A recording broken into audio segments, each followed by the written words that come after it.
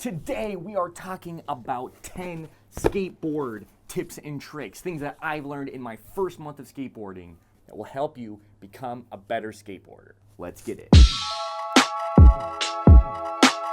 What is good, YouTube? My name is Rossmann. You are watching Tross Films. I have just completed my first month skateboarding, and in my personal opinion, I think I have progressed really well because of how much fun and excitement and how many tricks I was actually able to land. If you haven't seen that video, I can put it right here. Boom. But in today's video specifically, like I said, we're going to be talking about things that I have learned that I think will help you become a better skateboarder. Whether you're just starting skateboarding, you're thinking about starting skateboarding, or you're actually a beginner yourself and are already in your first month or two of actual skateboarding. The very first tip that I would recommend is learning how to ride your board itself. Now, this is something that seems super obvious, but in my personal opinion of talking with other beginners, a lot of people don't actually do it. I myself came from a background of longboarding and pennyboarding, so I was already comfortable riding my board. However, when I got my skateboard, it was very different than my pennyboard and longboarding. The feeling is different. And the biggest thing is that you want to be comfortable on your board. All right, that was something. A lot of people just go right to the tricks right off the gate, which is obviously the cool thing about skateboarding. However, if you don't feel comfortable actually standing on your board, working on actual tricks like ollies and kickflips and all these other insane things is going to be so much more difficult. So again, the number one tip I can recommend is learning how to ride your board. Tip number 2 is learn easy skateboard tricks to build your confidence. Now, from a personal experience of a story, when I was young and I first started learning skateboarding, the only thing I tried was the ollie. I could not get it for the life of me. I got so upset that I quit, and I just stopped then and there. The reason that I say try easy tricks is that there's a plethora of many tricks out there that you can actually learn that's not in the ollie. And when you do that, you can actually, number 1, get more comfortable again on your board, but number 2, grow your confidence. Because there's nothing that kills your confidence more than continually failing at something. If you continually try the ollie and fail, you're more likely to get discouraged and want to quit, like I did when I was a kid. So the very first thing that I did was actually learn other tricks that were relatively easy for beginners that I could do. And when I did it, my energy was just through the roof. Oh, yes! Oh, woo! Yeah, baby! Those little things helped me build more confidence in myself as a skateboarder, which then led me help getting further and more challenging tricks down the line. Tip number 3 is going to be going to an actual skate park. This was something I was extremely intimidated by on my first week going, that I didn't even go till my second week of skateboarding. However, going to a skate park I found was the most beneficial thing that I could have probably have done.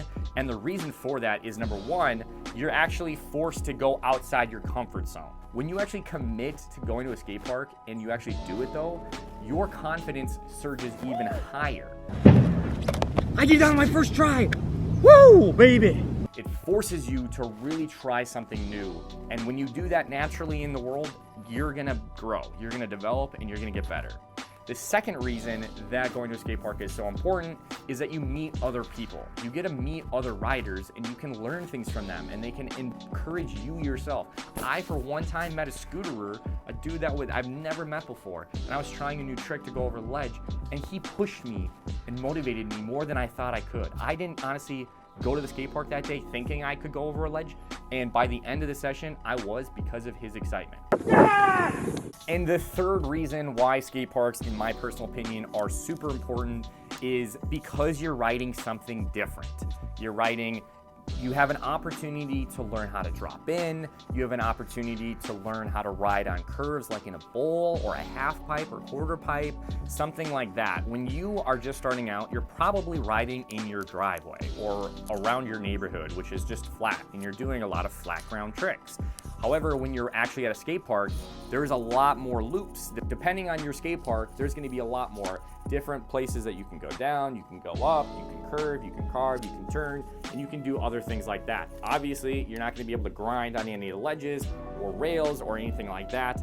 when you're just starting out, but giving you something different to ride on, number one, will also build more confidence, because for me, being able to ride downhill and then uphill made me really feel a lot safer and more secure on my board when I was riding around anywhere else. So riding different surfaces definitely improves your stability and your maneuverability on your board, and therefore will better make you feel comfortable trying other tricks later on down the road. The number 4 thing is learning how to ollie. Now, we're actually going to be getting into the ollie, of course, because it's the creme de la creme, the pinnacle trick, in my personal opinion, of skateboarding. Because from every other skateboarding video I've seen, any other skateboarder I've talked to, when you learn the ollie, that is like your gateway into kick flips and tray flips and all these other crazy flips. Like, if you can land and master the ollie, it's going to set you up for the rest of the tricks that you can learn down the road.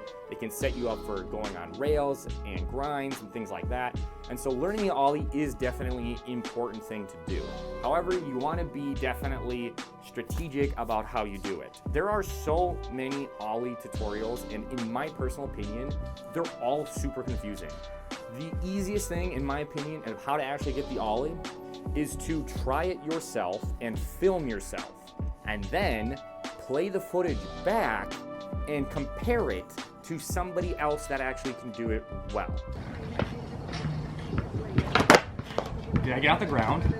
I feel like I'm getting off the ground just like an itty bitty amount. That is honestly the easiest thing, in my personal opinion, to how she figure out what you're doing incorrectly, or figure out why it's not feeling great, or why you're actually not getting the nose up or the tail up, or your timing is off. Because for me particularly, I didn't realize what I was doing incorrectly until I played it back. My personal issue was not actually jumping up. Basically, my torso would remain in the exact same spot and I would just move my legs. And I did that so many times when I first tried learning how to ollie, and I didn't know what was wrong until I looked back at the footage and saw that I wasn't even freaking jumping. And that's when I was like, oh, I need to jump more. Oh.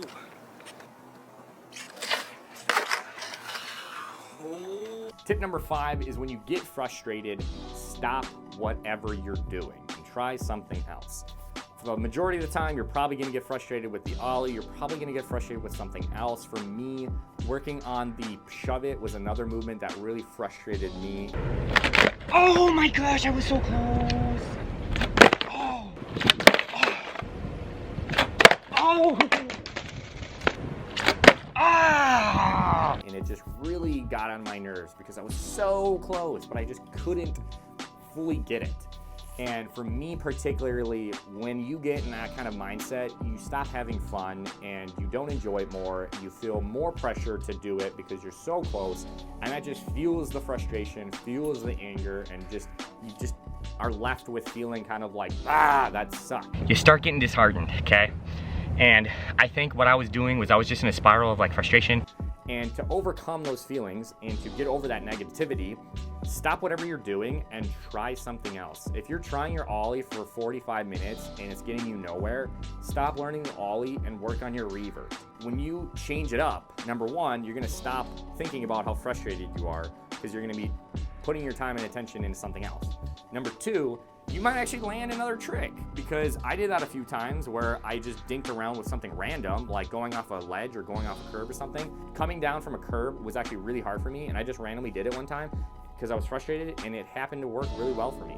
So you might be surprised doing something else. But the next thing is that when you actually come back to your ollie or whatever movement you're working on, you actually might get it. I did this when I first landed my Casper stall. I took time to go away to do something else because I was so close, so close, so close. And then I stopped. When I came back on my very first try. Oh, yes!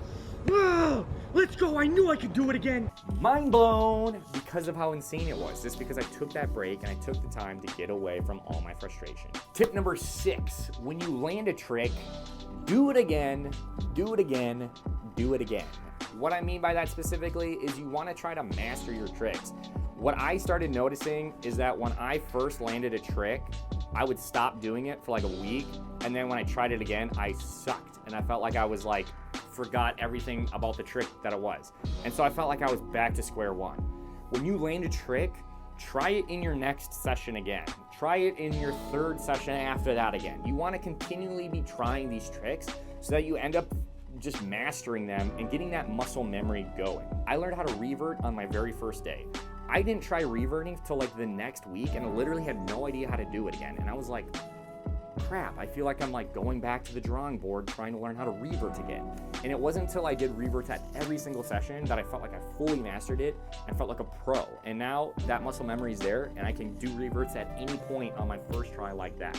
And that's kind of what we want to develop, is just continually doing these tricks so that you don't even think about them anymore. And then they'll become that muscle memory, and you'll just be able to do it like that.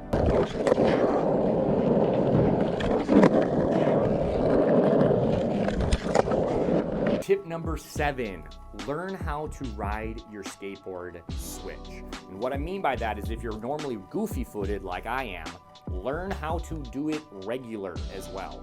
Or if you're regular footed, learn how to ride goofy.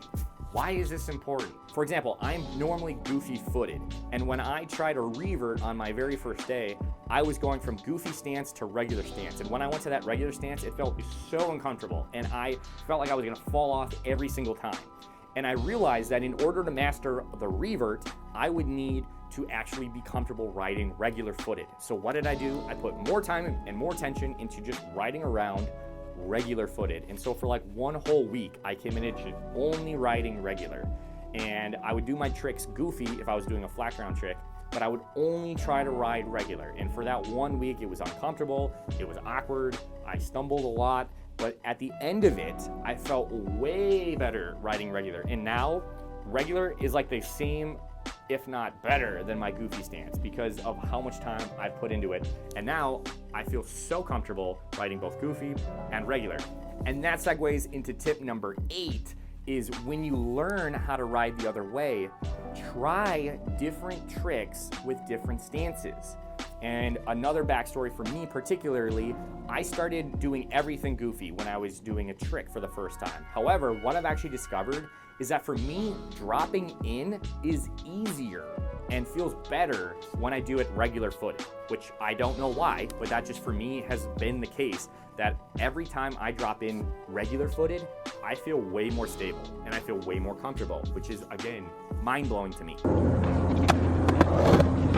But then on the contrary, when I tried going over a ledge, I could only do it goofy. I could not get it regular at all. I'm pumped I can get it goofy footed, but regular is a whole nother demon. And another example, when I'm doing my ollie, I feel most comfortable doing it goofy. I tried doing it regular like a couple times and it was just foreign to me and insanely just weird. And I was just like, I don't want to mess this up. So I tried and learned it goofy footed. However, when I learned how to shove it, trying it goofy footed was super uncomfortable and I felt maddeningly awkward. So what I did was I actually then learned my shove it regular, which again is kind of crazy. But if you think about it, a shove it can really help you progress into an ollie. So when I'm doing my shove it regular footed, in my personal opinion, I started noticing that I started being able to feel more comfortable popping up a little bit more in a regular stance. And so I'm really hoping that that kind of progression will definitely help me learn the ollie regular footed in the future. So that's what I mean by trying out different movements in different stances, because some movements might feel great, some movements might feel terrible, but you never know unless you try both. Tip number 9, celebrate the small W's. Celebrate the small wins that you actually achieve. When you land something even as simple as a flipping over and you just land on your board with both feet and it's solid, celebrate that. Get excited. I've noticed that the more excitement I bring, the more energy I give, the more rewarding skateboarding actually became to me. Oh my goodness! Oh my goodness! Oh my goodness! Oh my goodness!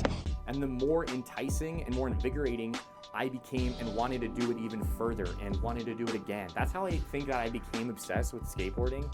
Oh, I did it! Oh my gosh, I did it! Oh! Because it's so rewarding after failing so many times and messing up so many times that when you get it, celebrate it, savor it, love it, and just be like, yes, because that energy will keep going and again, build more confidence, make you more excited for doing it. We did it! Woo! We did it! And the final tip is have fun. Now this is super cliche. This is so insane because you know, everything in life you want to have fun. But I want you to actually take it seriously because why are you actually skateboarding? Why are you wanting to skateboard? Why are you wanting to learn these tricks? Are you doing it just to flex on people, or are you doing it because you genuinely want to? When you genuinely want to do something, you have way more fun doing it. And at the end of the day, that's what skateboarding for me is, just about having fun and feeling free, feeling energized, and just having a blast. So that is the list. If you have anything else, any other suggestions, please comment below. If you're new to my channel, please consider subscribing. I have a lot of skateboarding content. You can check out any videos of my first month. I'll link a playlist, boom, and down below as well. As always, my name is Tyler Rossmann. Thank you so very much for taking time out of your day to watch. It really does mean a lot. I'll catch you on my next adventure. Peace out from the red chair. Watch out! Pew.